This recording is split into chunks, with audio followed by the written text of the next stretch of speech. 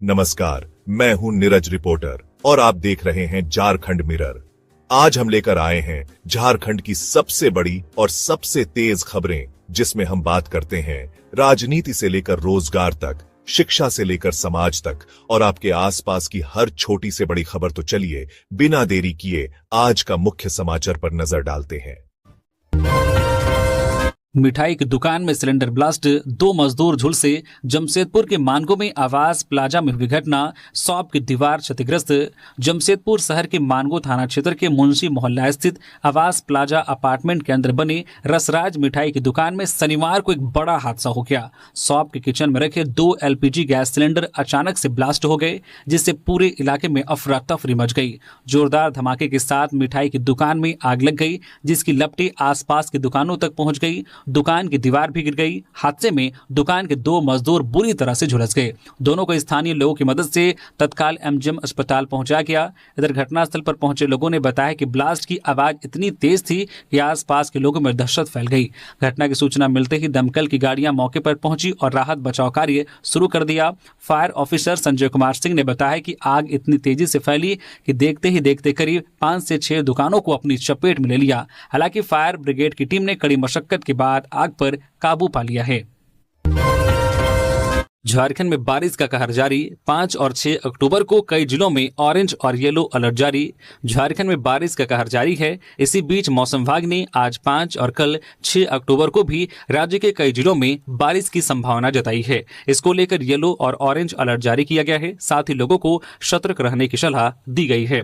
मौसम विभाग ने गढ़वा, पलामू, लातेहार, चतरा और हजारीबाग के लिए ऑरेंज अलर्ट जारी किया गया है, जबकि कोडरमा, गिरिडीह, देवघर, जामताड़ा, धनबाद, बोकारो, रामगढ़, रांची और लोहरदगा के लिए येलो अलर्ट जारी किया गया है। मौसम विभाग के अनुसार आज 5 अक्टूबर को गिरिडीह, धनबाद, जामताड़ा, देवघर, दुमका, पाकुड़ और गोड्डा जिले में कुछ जगहों पर भारी बारिश की संभावना है। वहीं 6 अक्टूबर को गोड्डा, साहिबगंज, दुमका और पाकुड़ में भी भारी बारिश हो सकती है। बताते चले कि 1 से 3 अक्टूबर तक झारखंड में सामान्य जो 11.7 मिलीमीटर की तुलना में 46 मिलीमीटर बारिश दर्ज की गई है। वही पिछले 24 घंटे में जामताड़ा के करमाटांड में सबसे ज्यादा बारिश 73.2 मिलीमीटर दर्ज की गई है। मध्य प्रदेश, राजस्थान व तमिलनाडु में कफ सिरप प्रतिबंधित। अब धनबाद में भी 2 साल से छोटे बच्चों को नहीं मिलेगा। केंद्र सरकार की सख्त एडवाइजरी के बाद धनबाद स्वास्थ्य विभाग भी हरकत में आ गया है। अब जिले में 2 साल से कम उम्र के बच्चों को कफ सिरप नहीं दिए जाने को लेकर विशेष सतर्कता बरती जाएगी। मीडिया रिपोर्ट के मुताबिक मध्य प्रदेश, राजस्थान व तमिलनाडु में बच्चों के कफ सिरप को प्रतिबंधित किया गया है। Director general of health services द्वारा हाल ही में जारी दिशा निर्देशों के तहत यह स्पष्ट किया गया है कि इस उम्र के बच्चों में कफ सिरप का प्रयोग जोखिम भरा हो सकता है। इसी के तहत धनबाद में भी चिकित्सकों को चेतावनी दी जा रही है कि वे 2 साल से छोटे बच्चों के इलाज में कफ सिरप का इस्तेमाल न करें। यह कदम मध्य प्रदेश और राजस्थान में कफ सिरप से जुड़ी घटनाओं के मद्देनजर उठाया गया है। हालांकि स्वास्थ्य विभाग का कहना है कि घबराने की जरूरत नहीं है, लेकिन एहतियात के तौर पर यह फैसला जरूरी है। कोडरमा में ट्रक बाइक की टक्कर, 2 युवकों की मौत। NH 20 पर होली फैमिली हॉस्पिटल के पास हुआ हादसा, चालक फरार।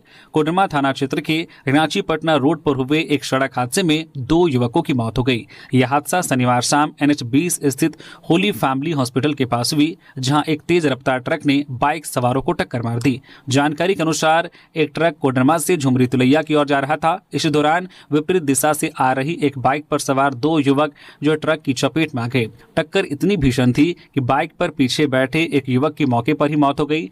बाइक चला रहा दूसरा युवक गंभीर रूप से घायल हो गया। हालांकि उसने हेलमेट पहन रखा था, जिससे उसके सिर में गंभीर चोट नहीं आई। हादसे के बाद ट्रक अनियंत्रित होकर सड़क किनारे खाई में जा गिरा। ट्रक चालक और उपचालक मौके से फरार हो गए। घटना के कुछ देर बाद तिलैया थाना प्रभारी विनय कुमार वहां से गुजर रहे थे। उन्होंने घायल युवक को एम्बुलेंस से सदर अस्पताल पहुंचाया, जहां इलाज के दौरान उसकी भी मौत हो गई। मृतकों की पहचान सतगामा थाना क्षेत्र के शरवाहना निवासी प्रवीण कुमार पिता रामलखन यादव और अरविंद कुमार पिता बद्रीनाथ यादव के रूप में हुई है। कोडरमा पुलिस ने मृतकों के परिजनों को घटना की सूचना दी। माओवादी मनाएंगे प्रतिरोध सप्ताह, इस दिन बंद का ऐलान, पूरे झारखंड में पुलिस अलर्ट।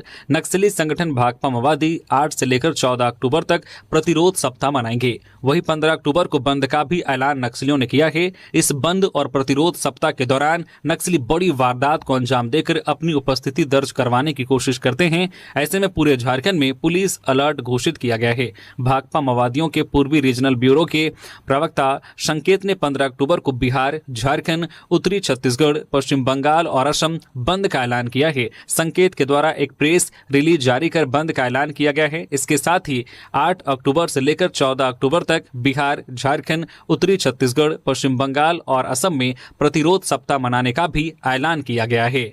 नक्सलियों के प्रतिरोध सप्ताह को लेकर झारखंड पुलिस मुख्यालय के द्वारा पूरे झारखंड में अलर्ट जारी किया गया है। खासकर झारखंड के वैसे जिले जहां नक्सलियों का प्रभाव ज्यादा है, वहां विशेष सतर्कता बरतने की हिदायत दी गई है। झारखंड पुलिस के SIB के द्वारा सभी जिलों के SSP, SB को इस संबंध में पत्र भी लिखा गया है।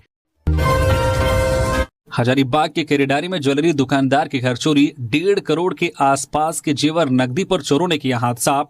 हजारीबाग के केरेडारी थाना क्षेत्र में अज्ञात चोरों ने ज्वेलरी दुकानदार कुलदीप सोनी के घर से 1,41,70,000 रुपए की संपत्ति चोरी कर ली। यह घटना ओमेगांव स्थित जूनियर किड्स स्कूल के सामने शुक्रवार शाम को हुई। चोरों ने घर का दरवाजा और अलमारी का ताला तोड़कर सोने चांदी के जेवर और नकदी पर हाथ साफ किया। कुलदीप सोनी ने पुलिस को दिए आवेदन में बताया है कि दुकान बंद होने पर वे कीमती जेवरात घर में ही रखते थे। चोरी हुए सामान में 22 और 24 कैरेट के सोने के मंगलसूत्र, चेन, लॉकेट, जो झुमके सहित लगभग 1,30,00,000 रुपए के आभूषण शामिल हैं। इसके अलावा पत्नी और उनके निजी उपयोग के करीब 10 लाख रुपए के जेवर तथा 1,70,000 रुपए भी चोरी हुए हैं। परिवार के सदस्यों ने बताया कि घटना के दिन शाम करीब 4:30 बजे वे दुर्गा पूजा का मेला देखने सलगा गए थे। शाम 6 बजे लौटने पर उन्हें चोरी का पता चला। इधर घटना की सूचना मिलते ही केरेडारी पुलिस सक्रिय हो गई है। थाना प्रभारी विवेक कुमार ने बताया कि मामले की गंभीरता से जांच की जा रही है और जल्द ही इसका खुलासा किया जाएगा। पुलिस आसपास के इलाकों में संदिग्ध गतिविधियों पर नजर रख रही है और चोरों तक पहुंचने के लिए तकनीकी सहायता भी ले रही है। रांची में भाजपा नेता रमेश सिंह से राहुल सिंह गैंग के नाम पर मांगी गई रंगदारी। भाजपा नेता रमेश सिंह को एक बार फिर व्हाट्सएप कॉल के जरिए धमकी मिली है। उनसे रंगदारी की मांग की गई है। यह धमकी खुद को राहुल सिंह गैंग का सदस्य बताने वाले एक शख्स ने दी है। जानकारी के अनुसार रमेश सिंह को उनके मोबाइल फोन कर एक अज्ञात नंबर से व्हाट्सएप कॉल आया। कॉल करने वाले शख्स ने उन्हें जान से मारने की धमकी दी, साथ ही मोटी रकम की रंगदारी मांगी। धमकी देने वाले ने खुद का संबंध कुख्यात राहुल सिंह गिरोह से बताया। इस घटना के तुरंत बाद रमेश सिंह ने मामले की जानकारी पुलिस को दी और रांची के सुखदेव नगर थाना में अज्ञात के खिलाफ लिखित शिकायत दर्ज कराई है। पुलिस ने मामले की गंभीरता को देखते हुए FIR दर्ज कर ली है और तत्काल जांच शुरू कर दी है। नीलांबर पीतांबर यूनिवर्सिटी के तीसरे दीक्षांत समारोह में भाग लेंगे राज्यपाल और मंत्री। 77 छात्रों को मिलेगा गोल्ड मेडल। नीलांबर पीतांबर यूनिवर्सिटी का तीसरा दीक्षांत समारोह सोमवार को आयोजित होगा। दीक्षांत समारोह में झारखंड के राज्यपाल संतोष कुमार गंगवार, झारखंड सरकार के वित्त मंत्री राधा कृष्ण किशोर, मंत्री सुदिव्य कुमार सोनू भी भाग लेंगे। दीक्षांत समारोह पलामू के GLA कॉलेज के खेल मैदान में आयोजित होगा। खेल मैदान के बगल में ही यूनिवर्सिटी का प्रशासनिक भवन भी मौजूद है। दरअसल नीलांबर पीतांबर यूनिवर्सिटी की स्थापना 2009 में हुई थी। स्थापना के बाद से यूनिवर्सिटी का यह तीसरा दीक्षांत समारोह है। दीक्षांत समारोह में 77 छात्रों को गोल्ड मेडल दिया जाना है। शनिवार की दोपहर तक 55 छात्रों ने अपना कंफर्मेशन दिया था। छात्रों को 15 मेडल राज्यपाल संतोष कुमार गंगवार के हाथों दिया जाएगा। बाकी के गोल्ड मेडल मंत्री के हाथों से प्रदान किए जाएंगे। पूर्व प्रत्याशी सुबोध पासवान सड़क हादसे में बाल बाल बचे। मवेशी को बचाने के दौरान खाई में गिरी गाड़ी, स्थानीय लोगों ने की मदद। चतरा विधानसभा के पूर्व प्रत्याशी सुबोध पासवान शनिवार को एक सड़क हादसे में बाल बाल बच गए।